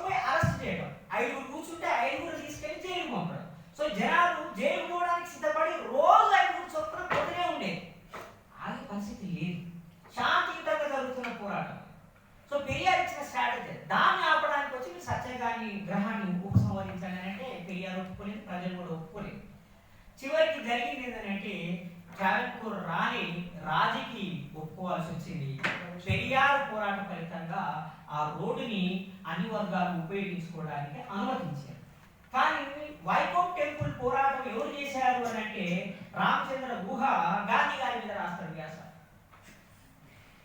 చేసింది పెరియార్, దాన్ని డైల్యూట్ చేయడం కోసం ప్రయత్నం చేసింది గాంధీ. క్రెడిట్ ఎవరికి పోయింది అని అంటే ప్రతి సంవత్సరము వైకోప్ టెంపుల్ పోరాటము గాంధీ గారు చేశారని పోయింది. గాంధీ గారి యొక్క ద్వంద్వ నీతిని పెరియార్ వ్యతిరేకించాడు. చాలా స్పష్టంగా గాంధీ నేను సనాతన ధర్మవాదిని అన్నాడు. నేను సనాతనవాదిని, ఈ ధర్మాన్ని కాపాడడం కోసం నా ప్రాణాలైన ఇస్తాను అని అన్నాడు. వర్ణ ధర్మము చాలా గొప్పది. ఈ వర్ణ వ్యవస్థ కారణంగానే ఈ సమాజం ఇన్ని వేల సంవత్సరాల పాటు చెక్కు చెదరకుండా ఉన్నది. కాబట్టి ఈ వర్ణ వ్యవస్థ సోషల్ ఇంజనీరింగ్ కి అతి గొప్ప ఉదాహరణ. కాబట్టి ఈ వర్ణ వ్యవస్థని మనము కోల్పోకూడదు, కాపాడుకోవాలి. దాన్ని కాపాడడానికి నా ప్రాణాలైనా ఇస్తానని అడగాలి. వర్ణ వ్యవస్థలో శూద్రులు, స్త్రీలు, అంటరాని వాళ్ళు, ఆదివాసులు బానిసలుగా మారిపోయారు. హక్కులు లేని వాళ్ళుగా, జంతువుల కన్నా హీనంగా చూడబడ్డారు. కాబట్టి ఈ వర్ణ వ్యవస్థని నేను తిరస్కరిస్తున్నా అని బాబాసాహెబ్ అంబేద్కర్, పెరియార్ చాలా ఇద్దరు స్పష్టంగా చెప్పారు. 1930లో రౌండ్ టేబుల్ సమావేశం జరిగింది. రౌండ్ టేబుల్ సమావేశానికి అణగారిన వర్గాల తరఫున ప్రతినిధులుగా వెళ్ళడానికి బాబాసాహెబ్ అంబేద్కర్ ని రికమెండ్ చేసింది, ప్రపోజ్ చేసింది పెరియార్. లక్నోలో జరిగినటువంటి ఆ సభకి భాగ్యరెడ్డి వర్మ, మేదరి భాగయ్య సభాధ్యక్షత వహించిండు. దానికి ఒక గెస్ట్ గా పెరియార్ వచ్చిండు.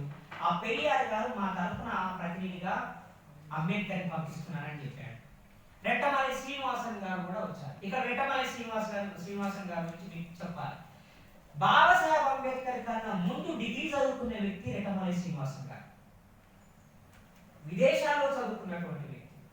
బాబాసాహెబ్ అంబేద్కర్ కన్నా ముందు నుండి అణగారిన వర్గాల కోసం, హక్కుల కోసం పనిచేసినటువంటి వ్యక్తి.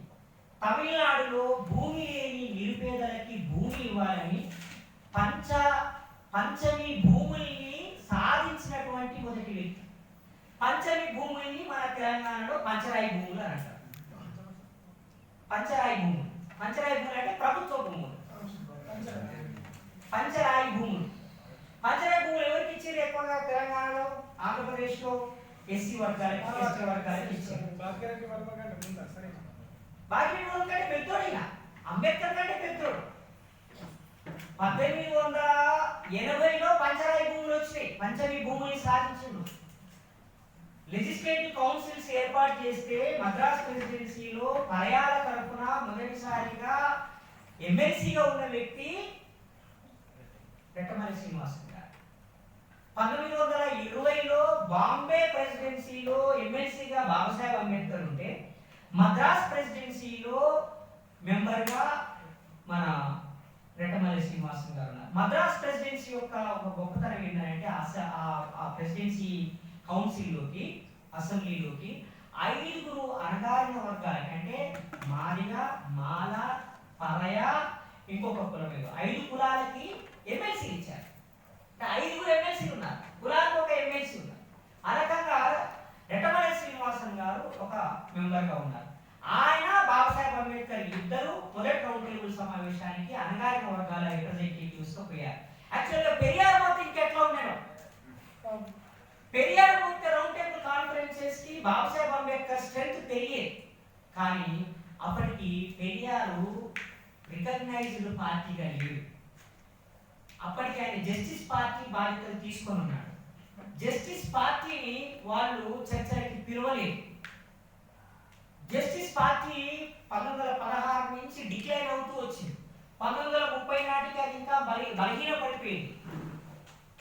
పెరియార్ దాని బాధ్యతలు తీసుకున్నా కూడా దాని పవర్లోకి తీసుకురాలేకపోయింది. చాలా మంది ఏమనుకుంటున్నారంటే పెరియారే కాలంలో జస్టిస్ పార్టీ అధికారంలోకి వచ్చింది అనుకుంటున్నారు. కాదు, పెరియారు జస్టిస్ పార్టీలో చేరకముందే అది అధికారంలోకి వచ్చింది. 1925లో పెరియారు కాంగ్రెస్ పార్టీకి రాజీనామా చేసి బాబాసాహెబ్ అంబేద్కర్ సమర్థించినందుకు ఆయన వెలివేసే పార్టీ నుంచి బైకాట్ చేసే పరిస్థితి ఉంటే మీరు బైకాట్ చేయలేదు, నేనే బైకాట్ చేస్తానని చెప్పి ఆయన వెళ్ళిపోయారు. రౌండ్ టేబుల్ కాన్ఫరెన్స్ అయిపోయిన తర్వాత పెరియారు బాబాసాహెబ్ అంబేద్కర్ కమ్యూనల్ అవార్డు సాధించిన తర్వాత ఎర్రవాడ జైల్లో గాంధీ ఆమరణ నిరాహార దీక్ష కూర్చున్నాడు.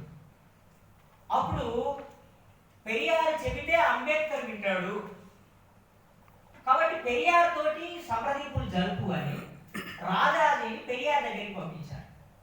పెరియార్ అప్పుడు జైల్లో ఉన్నాడు.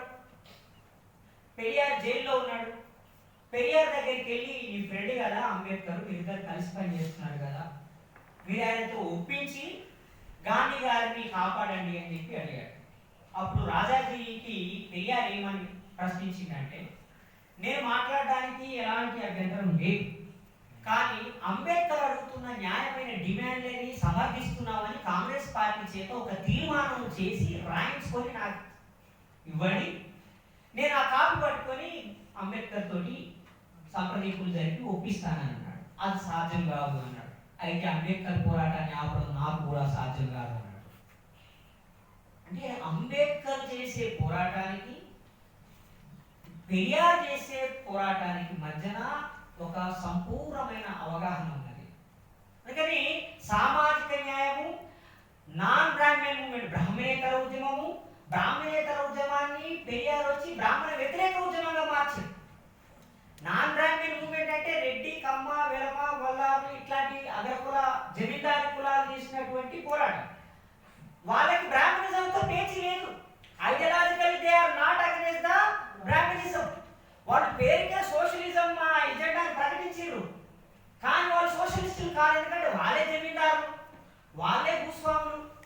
కాబట్టి వాళ్ళకి యాంటీ బ్రాహ్మణికల్ ఐడియాలజీ లేదు. కానీ పెరియార్ వచ్చి ఏం చేసిందంటే దాన్ని బ్రాహ్మణ వ్యతిరేక ఉద్యమంగా మార్చింది. ఎందుకు బ్రాహ్మణ వ్యతిరేక ఉద్యమంగా మార్చింది పెరియార్? ఎందుకు అంటే కులం అనే దాన్ని పెరియార్ వ్యతిరేకిస్తున్నాడు. కుల నిర్మూలన జరగాలని కోరుకుంటున్నాడు. బ్రాహ్మణులు ఏమంటున్నారు? కులాన్ని దేవుడు సృష్టించిండు, దేవుడు మంత్రాధీనము, మంత్రము బ్రాహ్మణాధీనము. కాబట్టి దేవుడు ఎవరి ఆధీనంలో ఉన్నాడు? బ్రాహ్మణుడి ఆధీనంలో ఉన్నాడు. మమ దేవహ, నేనే దేవుడిని అని అన్నాడు. మంత్రం నా చేతిలో ఉన్నది కాబట్టి దేవుడిని నేను కంట్రోల్ చేస్తున్నాను కాబట్టి నేనే దేవుడిని అని అన్నాడు. కుల వ్యవస్థని సమర్థించడానికి, బ్రాహ్మణులు తమ ఆధిపత్యాన్ని నిలబెట్టుకోవడానికి దేవుణ్ణి అడ్డంగా తెచ్చుకున్నారు కాబట్టి దేవుడికి వ్యతిరేకంగా నాస్తికవాదాన్ని తీసుకొచ్చింది. అంతేగాని పెరియార్ ఏజెండా నాస్తికవాదం కాదు. సామాజిక న్యాయాన్ని బ్రాహ్మణులు వ్యతిరేకిస్తున్నారు. ఎందుకు? మేము భూసులము అని అంటున్నారు, భూమి మీద నడయాడే దేవుళ్ళము, మేమే దేవుళ్ళం అంటున్నారు. కాబట్టి బ్రాహ్మణులకి వ్యతిరేకంగా సామాజిక న్యాయ పోరాటాన్ని తీసుకొచ్చారు. సామాజిక న్యాయాన్ని వ్యతిరేకించడానికి దేవుణ్ణి అడ్డుగా పెట్టుకున్నారు. కాబట్టి ఆయన దేవుడు ఎవరు, అసలు దేవుడిని తయారు చేసింది ఎవరు, దేవుడు ఉన్నాడా లేడా అని దేవుణ్ణి శాస్త్రీయంగా హేతుబద్ధంగా వ్యతిరేకించే ఉద్యమాన్ని మొదలుపెట్టాడు. కానీ ఆయన ఎజెండా నాస్తికవాదం కాదు, ఆయనది కుల నిర్మూలన ఉద్యమం. ఆయనది ఈ దేశంలో ఉన్న ద్రవిడులందరినీ విముక్తి చేసేటువంటి ఒక లిబరేటివ్ మూవ్మెంట్. కానీ మన వాళ్ళు ఏం చేశారంటే నాస్తికవాదాన్ని పూజించారు. నిజంగానే పెరియార్ నాస్తికుడు అయితే కనుక ఆయన అణగారిన వర్గాల వాళ్ళని ఇస్లాంలోకి ఎందుకు మారమన్నాడు? ఇస్లాం చాలా గొప్పదని చెప్పాడు. క్రైస్తవ మతంలోకి ఎందుకు మారమన్నాడు? బుద్ధిస్ట్ మహాసభలు ఎందుకు నిర్వహించాడు ఆయన? అయోధ్యదాస్ శిష్యుడు పెరియార్ డైరెక్ట్ గా అయోధ్యదాస్ చేసిన మూమెంట్ ఆయన శిష్యరికంలో ఈయన నాయకుడిగా ఎదిగాడు. కాబట్టి పెరియార్ నాస్తికవాది మాత్రమే కాదు, ఒక వ్యూహము. ఆయన కుల నిర్మూలనవాది, అసమానతల్ని నిర్మూలించాలని కోరుకున్నటువంటి వ్యక్తి. ఆయన మార్క్సిస్ట్ కూడా. పెరియారు సామాజిక న్యాయ పోరాటాన్ని నడిపే క్రమంలో స్వతంత్ర పోరాటం అనేది కూడా ఒక ప్రధానమైన ఎజెండాగా ముందుకు వచ్చింది. బ్రిటిష్ వాళ్ళు ఉండాలా, వెళ్ళిపోవాలా? 1942 నుంచి 46 వరకు జరిగినటువంటి పోరాటంలో అధికార బదలాయింపుకు సంబంధించిన చర్చ జరుగుతుంది. పెరియార్కి శిష్యులుగా చాలా బలమైన శిష్యులు ఎదిగొచ్చారు. అందులో అన్నాదురై, కరుణానిధి, ఎంజీఆర్, ఇంకా చాలా మంది పెరియార్కి శిష్యులుగా వాళ్ళు ముందుకు వచ్చారు. పెరియార్ స్వతంత్రం రావాలి వచ్చే దశలో ఏమన్నాడనంటే, స్వతంత్రము రావడంతో పాటు అసలు మేము ద్రవిడ దేశాన్ని ఏర్పాటు చేసుకుంటాం, ఆర్యులైన ఉత్తర భారతంతో మేము ఉండము, ద్రవిడిస్తాన్ ఏర్పాటు చేయాలనే దాన్ని డిమాండ్ చేశారు. ద్రవిడిస్తారనే డిమాండ్ని అన్నాదురై వ్యతిరేకించాడు. అదేవిధంగా ఎంజీఆర్ వ్యతిరేకించాడు, కరుణానిధి వ్యతిరేకించాడు. ద్రవిడులకు సపరేట్ దేశం అనేది అసాధ్యము అనేది వీళ్ళ ఉద్దేశం. ఎందుకంటే ఇప్పటిదాకా జాతీయోద్యమం పేరు మీద స్వతంత్రం కోసం పోరాటం చేసే ప్రజలందరూ స్వతంత్రం రాబోతున్నది అని ఒక నమ్మకంలో ఉన్నారు. ఈ టైంలో కనుక మాకు సపరేట్ దేశం కావాలని అంటే రాజకీయంగా మనము సక్సెస్ కావు, ప్రజల్ని కన్విన్స్ చేయలేము, కాబట్టి ఆ డిమాండ్ ఉపసంహరించుకున్నామని వీళ్ళు అన్నారు. లేదు లేదు అదే కరెక్ట్ అని చెప్పి పెరియార్ పట్టుబట్టాడు. ఆయన ద్రవిడ కజగం అనే పార్టీని ఏర్పాటు చేశాడు. ద్రవిడ కజగం పార్టీని 1946లో ఏర్పాటు చేశాడు. ద్రవిడ కజగాన్ని ఏర్పాటు చేసి ఆయన స్వతంత్ర రాజకీయాలు చేస్తుంటే ద్రవిడ కజగంలో ఉంటూనే వీళ్ళు పెరియార్కి ప్రత్యామ్నాయ వర్గంగా మారి విడిగా పనిచేయడం అనేది మొదలుపెట్టారు. ఆ తర్వాత పెరియార్ ఉన్న కాలంలోనే ద్రవిడ కజగం కాస్త డిఎంకేగా మారింది, ద్రవిడ మున్నెట్ట కజగంగా మారింది. తర్వాత బతికే ఉన్నాడు పెరియార్. గవర్నమెంట్ ఫామ్ చేశారు. గవర్నమెంట్ ఫామ్ చేసినప్పుడు మా గురువు గారైన పెరియారే అసలైన సీఎం, మేము సీఎం కాదు, మేము ఈ కుర్చీలో కూర్చోమని సుమారు 2 సంవత్సరాల పాటు ఆ సీఎం కుర్చీలో అన్నాదురై కూర్చోలేదు. ఆ పక్కన ఇంకొక కుర్చీ వేసుకొని అన్నాదురై తన పరిపాలనని కొనసాగించాడు. అయినా సరే నా మాట కాదన్నారని పెరియారు ఆ ఆఫీస్ కూడా పోలేదు ఆయన చచ్చిపోయేంత వరకు కూడా. ఆయన మొదలుపెట్టిన కల్చరల్ మూవ్మెంట్ బలంగా వీళ్ళు కంటిన్యూ చేశారు. ముఖ్యంగా స్వాభిమాన వివాహాలు. అన్నాదురై ముఖ్యమంత్రిగా ఉన్నప్పుడు చాలా మందికి పూల దండలు మార్పిడి చేసి పెళ్లి చేశాడు. అదే వివాహాన్ని అంతకుముందు పెరియార్ జరిపించాడు. అన్నాదురై తర్వాత కరుణానిధి జరిపించాడు. కరుణానిధి తర్వాత ఇప్పుడు స్టాలిన్ చేస్తున్నాడు. తిరుమల సార్ కూడా ఈ దండలు మార్పించి పెళ్లి చేసే పద్ధతి, అంటే డమ్మలు లేకుండా పెళ్లి చేసే పద్ధతి చేస్తున్నారు. సో దేశం సపరేట్ గా ఏర్పడాలి అనే నినాదానికి వ్యతిరేకంగా అన్నాదురై, కరుణానిధి, ఎంజీఆర్ వీళ్ళు విడిపోయి డిఎంకే ఏర్పాటు చేయడం జరిగింది. ఆ తర్వాత అన్నాదురై, కరుణానిధి ఇద్దరు ఒక వర్గంగా ఉండి ఎంజీఆర్, జయలలిత ఇద్దరు బ్రాహ్మణిజాన్ని పార్టీలోకి తీసుకురావాలని చూస్తున్నారు. ఒకటి. రెండోది ఎంజీఆర్ కు చాలా పాపులారిటీ పెరిగింది. కొంత వాళ్ళ మధ్యన ఈగో క్లాషెస్ వచ్చి అన్నాదురైని అవమానించడంతో ఎంజీఆర్ని అవమానించడంతో ఆయన ఏఐఏడిఎంకే ఏర్పాటు చేయడం జరిగింది. అన్న జరిగిపోయిన తర్వాత ఆయన అన్నా డిఎంకే అని పెట్టుకున్నాడు. ఆయన ఆల్ ఇండియా అన్నా డిఎంకే అని. అన్నాదురై చనిపోయిన తర్వాత ఏఐడిఎంకే అనే దాన్ని ఆయన ఏర్పాటు చేసుకోవడం జరిగింది. డిఎంకేని కరుణానిధి అట్లాగే కంటిన్యూ చేయడం జరిగింది. వాళ్ళు వీళ్ళు గవర్నమెంట్ మారుతూ రావడం. గత 40 సంవత్సరాలుగా డిఎంకే రాజకీయాలు, ఏఐడిఎంకే రాజకీయాలు తమిళనాడు కేంద్రంగా జరుగుతూ వస్తున్నాయి. అయితే ఎంత కుల వ్యవస్థకు వ్యతిరేకంగా ద్రవిడ పార్టీలు అక్కడ పోరాటం చేశాయో అంత కులతత్వం ఇప్పటికీ తమిళనాడులో ఉన్నది. రీసెంట్గా కూడా మీరు చూశారు చాలా చోట్ల. చివరికి శవయాత్రల్ని కూడా రోడ్ల మీద చేయకుండా అడ్డుకున్న సంఘటనలు మనం సోషల్ మీడియాలో చూసాం. ఈ బ్రిడ్జి మా కులాలకు సంబంధించిన వాళ్ళని ఈ బ్రిడ్జి నుంచి మీరు శవాన్ని తీసుకోకూడదు అని అంటే ఆ శవాన్ని బ్రిడ్జి తాడు కట్టి దించి తీసుకుపోయిన సంఘటనలు మనం చూసాం. అట్లాగే కీలవేన్మణి సంఘటన జరిగింది. అంటే వేన్మణి అనే దాన్ని అంటారు. వేన్మణి అనే విలేజ్ లో సుమారు ఒక 42 మంది దళితుల్ని ఇంట్లో ఒక గుడిసెలో వేసి సజీవ దహనం చేశారు. చేసిన వాడు కూడా తెలుసా, ఆయన నాయుడు, తెలుగువాడు. ఆయన మన తెలుగువాడు అక్కడ నాయుడు అక్కడ చాలా మంది సెటిల్ అయ్యారు. ఎందుకంటే పాండ్యుల కాలం తర్వాత నాయకరాజులు అక్కడికి వెళ్ళారు. పాండ్యులు సహాయం కోసం మన నాయకరాజుల సహాయాన్ని అందించితే మదురైకి వెళ్ళి అక్కడ వాళ్ళకి హెల్ప్ చేసి మళ్ళీ ఆ పాండ్యరాజుల్ని సంహరించి నాయకరాజులు రాజ్యాలు ఏర్పాటు చేశారు. తంజావూరు, మదురై ఈ ప్రాంతం అంతా కూడా నాయకరాజులు పరిపాలించారు. వాళ్ళందరూ తెలుగు నాయుడు. వీళ్ళంతా నాయుడు అంటే కమ్మోళ్ళే కావాల్సిన అవసరం లేదు, బలిజోళ్ళు కూడా నాయుడే. పెరియార్ కమ్మ కాదు, బలిజ. శెట్టి బలిజ, లింగ బలిజ, ఇలాంటి బలిజల్లో చాలా రకాలు ఉన్నాయి. బలిజ అంటే శైవం, వీరశైవం ద్వారా తయారైనటువంటి ఒక కమ్యూనిటీ. సో అట్లా నాయుళ్ళు అక్కడ పరిపాలన చేసి ఆధునిక కాలంలో వాళ్ళు భూస్వాములుగా ఉన్నారు. వేన్మణి అనే గ్రామంలో సిపిఐఎం అంటే అప్పటికి సిపిఐ ఆధ్వర్యంలో కూలీ రేట్లు పెంచమని పోరాటం చేశారు.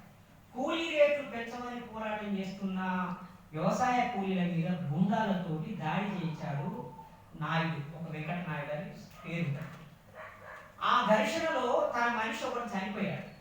నా మనుషుల్ని చంపుతారా మీరని చెప్పి వందలాది మంది గుండాలని పక్క గ్రామాల నుంచి తీసుకొచ్చి ఆ వేట్మని వాళ్ళ మీద దాడి చేసి, యాక్చువల్గా వ్యవసాయ కూలీలు అన్ని కులాల్లో ఉన్నారు, బీసీలు ఉన్నారు, ఎస్సీలు ఉన్నారు, కానీ వాళ్ళ టార్గెట్ ఎస్సీ. వచ్చి ఎస్సీ కాలనీ మీద దాడి చేస్తే భయంతో ఒక ఇంట్లో దాక్కున్నారు. చిన్నపిల్లలు, ముసలోళ్ళు, ఆడవాళ్ళు దాక్కుంటే ఆ ఇంటికి తాళం పెట్టేసి కాల్ చేశారు, సజీవ దహనం చేశారు. సజీవ దహనం చేస్తే దేశవ్యాప్తంగా పెద్ద ఇష్యూ అయింది. అప్పుడు తమిళనాడు అసెంబ్లీలో చర్చ జరిగితే అన్నాదురై ముఖ్యమంత్రిగా ఉన్నాడు. అది ఒక పీడక, దాన్ని మర్చిపోయి అన్నాడు. చాలా సింపుల్గా కొట్టేశారు.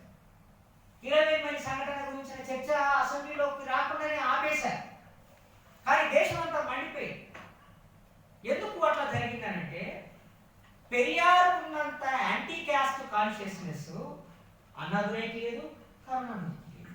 ఎందుకంటే రూరల్ తెలంగాణని ఇప్పటికీ శాసిస్తున్న వర్గాలు దేవార్లు, వన్యార్లు, రెడ్డియార్లు, నాయకర్లు, అదేవిధంగా ఇంకా కొన్ని కులాలు ఉన్నాయి. వీళ్ళు పూర్తిగా మొదలయ్యారు. పూర్తిగా ఈ వీళ్ళు తెలంగాణ రూరల్ ఏరియాని కంట్రోల్ చేస్తున్నారు. వాళ్ళని కాదని వాళ్ళు గవర్నమెంట్ ఫామ్ చేయలేదు, డిఎంకే అయినా ఏడిఎంకే అయినా.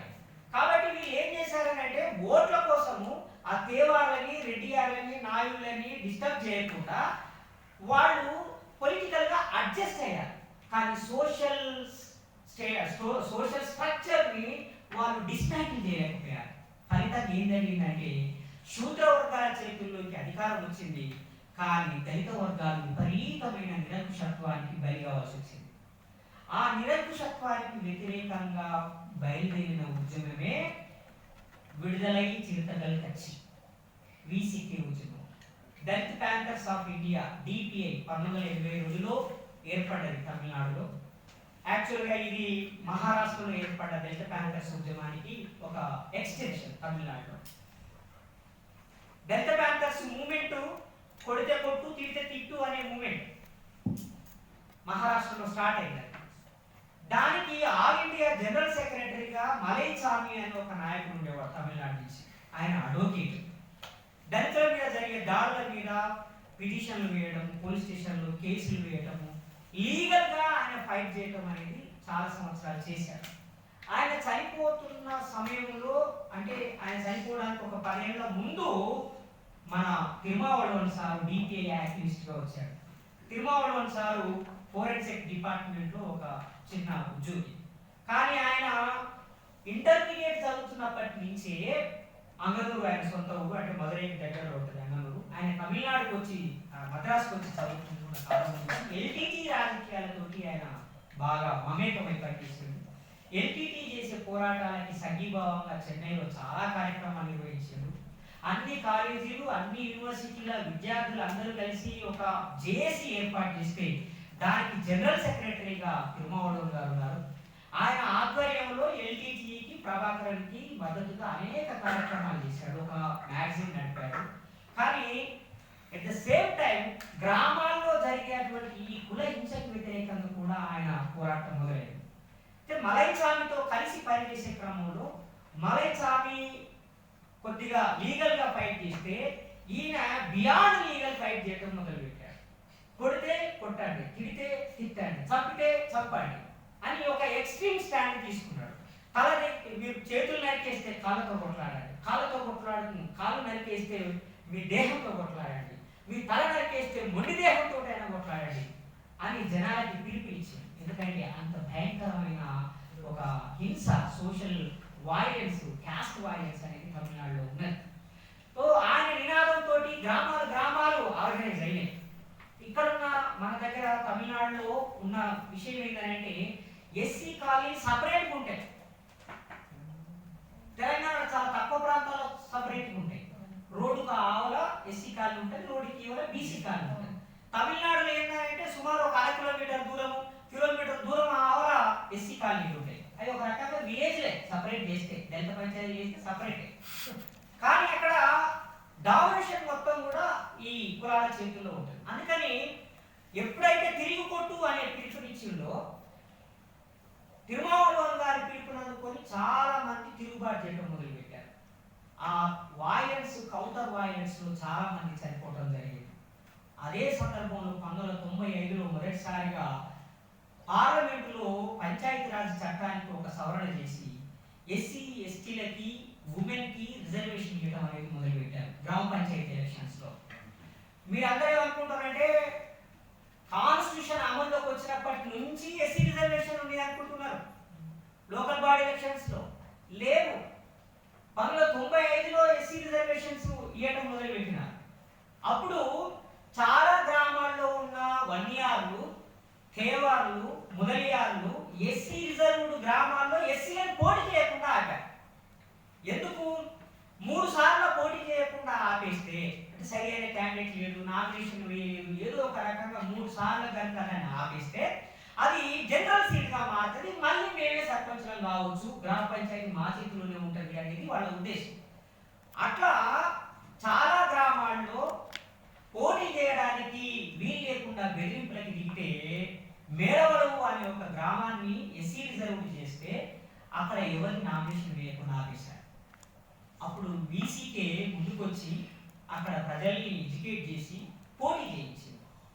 మేడవలవు మురుగేష్ అని ఒక యువకుడు వీసీకే పార్టీ తరఫున పోటీ చేశాడు. ఎస్సీ రిజర్వ్ బెదిరించారు, మన బ్యాలెట్ బాక్స్ని ఎత్తుకెళ్లారు, డిస్టర్బ్ చేశారు, రద్దు చేశారు. రద్దు చేసి నెక్స్ట్ టైం నోటిఫికేషన్ ఇస్తే మళ్ళీ వేయడానికి ముందు రాకపోతే తిరుమలవన్ గారు వెళ్ళి మరీ నామినేషన్ వేయించి గెలిచారు. వీసీకే పార్టీ గెలిచింది, మొత్తం ప్యానల్ వీసీకే గెలిచింది. సర్పంచ్ అయ్యిండు మేడవలవు మురుగేష్. కానీ ఆయన్ని ఆఫీసులోకి అడుగు పెడితే చంపేసుకొని బెదిరించారు. నువ్వు కుర్చీలో కూర్చోవద్దు, పంచాయతీ ఆఫీసులోకి రావద్దు, నువ్వు ఊళ్ళో ఉంటే చంపుతామని బెదిరిస్తే ఆయన మదురైకి వెళ్ళిపోయి తలదాచుకొని 20-30 రోజుల పాటు తలదాచుకొని చివరికి మదురైకి వెళ్ళి జిల్లా కలెక్టర్ని కలిసి నన్ను చంపుతా అని బెదిరిస్తున్నారు, ఇదిగో ఉత్తరాలు కూడా రాసిండ్రు, నాకు రక్షణ కల్పించాలని తనతో పాటు ఒక 7 అంటే ఉప సర్పంచి మెంబర్లు వాళ్ళందరినీ తీసుకెళ్ళి కంప్లైంట్ ఇచ్చారు. కంప్లైంట్ ఇచ్చి మదురై నుంచి మేడవలకు వెళుతూ ఉంటే మదురై నుంచి 25 కిలోమీటర్ల దూరంలో బస్సు ఆపి ఆ బస్సులో ఉన్న మేడవలవు మురుగేషన్ని మిగతా 7 మొత్తం 8 మందిని చంపేశారు. మురుగేషన్ తల నరకపోయి తీసుకుపోయి బాయిలు వేశారు. అంత వైలెన్స్. సర్పంచ్గా పోటీ చేయడానికి రక్తం చిందించాల్సి వచ్చింది. అక్కడ పారపట్టి, కీరపట్టి అనే గ్రామాలు. కొన్ని చోట్లనైతే మా దగ్గర మీరు సారా కాస్తున్నారు, ఈ సారా కాయడం మూలంగా మా వాడ పాడైపోతున్నది, ఇక్కడ సారా కాయొద్దు అన్నందుకు కడుపున్న వాళ్ళని గొంతు కోసి చంపేశారు. 1 ఇయర్. ఊరికి ఉపయోగపడే బంజరు భూముల్ని కేవలం 1 ఇయర్ మాత్రమే వాడుకుంటున్నారు, మాకు కూడా అవకాశం ఇవ్వండి అని పోరాటం చేసినందుకు చాలా మంది దళితుల్ని చంపేశారు. మన దగ్గర కేవలం చుండూరు, కారంచేడు, లక్ష్మీపేట, ఇంకేదో వేలుపేట, పదిలికుప్పము ఇట్లాంటి కొన్ని సంఘటనలు మాత్రమే. ఇది కూడా తక్కువ నంబర్. కానీ తమిళనాడులో చంపినప్పుడల్లా 7గురిని, 12 మందిని అట్లా లెక్కలేనంత మందిని చెప్పారు అగ్రకులాలో. అయితే తిరుమావళవన్ గారు చేసింది ఏంటంటే తిరిగి కొట్టమని పిలుపునిచ్చి ఎక్కడ మర్డర్లు చేసిరో అక్కడ వీళ్ళు కూడా కౌంటర్ మర్డర్స్ చేశారు. సో కౌంటర్ వైలెన్స్ కి దిగిన తర్వాతనే వీళ్ళకి ఒక నమ్మకం వచ్చింది, వీసీకే మనల్ని కాపాడుతుందనే ధైర్యంతో ప్రజలందరూ దళితులు ముఖ్యంగా వీసీకే వెనకాల ఆర్గనైజ్ కావడం, ఇప్పుడు వీసీకే ఒక బలమైన రాజకీయ పార్టీగా ఉండడం. చివరికి ఎంత ఆకపోయిందని అంటే ఆ రోజుల్లో తిరుమావళవన్ గారిని చంపడానికి 18 సార్లు అటెంప్ట్ చేశారు.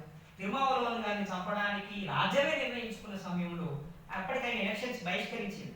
ఎలక్షన్స్ బహిష్కరించి ఇవి బూర్జువా ఎలక్షన్స్, నక్సలైట్ల ఇన్ఫ్లుయెన్స్ తోటి బూర్జువా ఎలక్షన్స్. ఈ ఎలక్షన్స్ మూలంగా మనకి న్యాయం జరగలేదు, పార్లమెంట్లో మనం ఏం మాట్లాడలేము అని ఎలక్షన్స్ బహిష్కరించాడు. కానీ తనని చంపడానికి కోసము, వీసీకేని నాశనం చేయడం కోసం ప్లాన్ చేసినప్పుడు ఆయన ఎన్నికల్లోకి వచ్చాడు. మొదటిసారి ఆయన ఎన్నికల్లో పోటీ చేసినప్పుడు 2,25,000 ఓట్లు వచ్చినాయి. మూడోసారి పోటీ చేస్తే 2,50,000 ఓట్లు వచ్చినాయి. రెండోసారి పోటీ చేస్తే మూడోసారి ఆయన ఏకంగా ఎంపీగా గెలిచాడు కరుణానిధితో పొత్తు పెట్టుకుని. అట్లాగే 3 సార్లు ఆయన ఎంపీగా గెలవటం, 2 ఎంపీలు 4 ఎమ్మెల్యేలు ఇప్పుడు ఆ పార్టీ ఉన్నారు. ఇది పొలిటికల్గా జరిగినటువంటి విషయం. ఇంకొక కోణం ఏంటంటే హిందీ భాషకు సంబంధించినటువంటి ఒక విషయం. హిందీ భాష జాతీయ భాషగా ఉండాలని స్వతంత్రం రావడానికన్నా ముందు నుంచి వాదన జరుగుతూ వచ్చింది. హిందీ, హిందూ, హిందీ, హిందుస్థాన్ ఈ వాదనని ఆర్ఎస్ఎస్ ముందుకు తీసుకొచ్చింది. అంటే హిందీని